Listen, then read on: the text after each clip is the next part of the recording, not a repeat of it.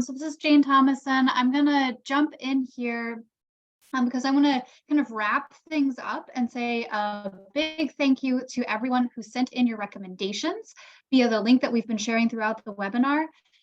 I'm going to share my screen. I've been reading what you guys have been sending us. So our plan is to take these recommendations, to take all of the information that we heard from the speakers in today's webinar and send it to the CDC, send it to the HCPAC members, send it to the staff at the CDC who are supporting HCPAC in this process to make these guidance updates.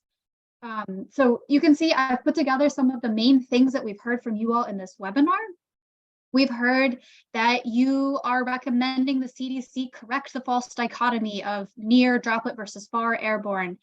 You have emphasized the importance of a multimodal infection control strategy that incorporates all of the different controls that we've heard about today and doesn't just focus on one, doesn't just race to PPE and forget about the others.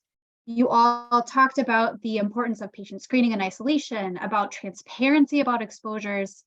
There were many comments about the importance of having explicit standards for high quality ventilation and indoor air quality, and even having transparency so that patients and workers know what the ventilation and filtration rates are when they enter healthcare facilities or when they're waiting in a waiting room.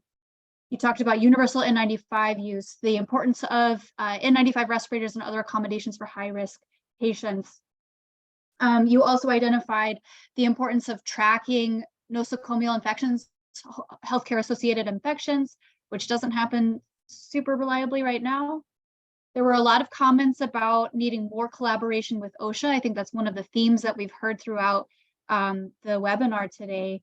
And in particular, a couple of folks called out the Cal/OSHA aerosol transmissible diseases standard as a model that CDC and HCPAC could and should be following, particularly on elements where, like, the Cal/OSHA ATD standard requires respirators for all novel pathogens, not just those that are in, quote, pandemic phase like the CDC is proposing to do.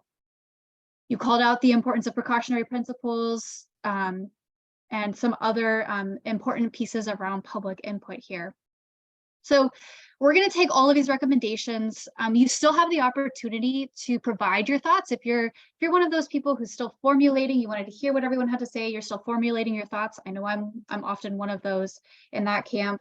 You still have the opportunity. The link will be open for the next couple of days. So if you or wake up in the middle of the night on Saturday night and you're like, oh my gosh, the CDC needs to hear this thing, you can still send it to us. We'll be collecting all of this and sending a report to the CDC in the coming days.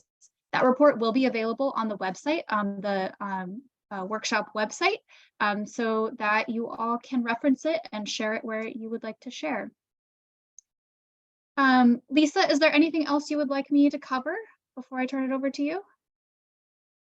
Can't think of anything. Thank you very much, Jane. That was a yeoman's job in terms of pulling all those recommendations together into a summary slide.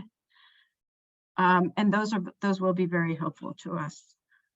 So I'm going to just express my thanks again very much to, especially to Mitch Rosen and his team. His IT team, Raymond Klinkstale and Shiloh, who helped us keep this all on track and did some troubleshooting with various people behind the scenes. I'd like to thank Bill Sawyer, Laura Warren, and all the Rutgers IT team. And really, I can't express my gratitude enough to Mitch, who, as I said, did this all in less than a month, and always with a great amount of humor and almost immediate response whenever we asked him to do something. This workshop would not have been possible without the very hard work of my planning team as well, including Peg Seminario, Jane Thomason, Jonathan Rosen, Deborah Gold, Barbara Materna, Kate McFall, and Kathleen Harriman. I'd like to thank all of our presenters for agreeing to participate, again, pretty much at the last minute, to our stakeholder speakers for sharing your very powerful and personal stories, and to the moderators, Kate McFall and David Michaels, for helping us answer participants' questions. And thank you most of all to all of you who participated in this workshop. I hope we can continue to work together for better patient and worker safety in healthcare. Thank you.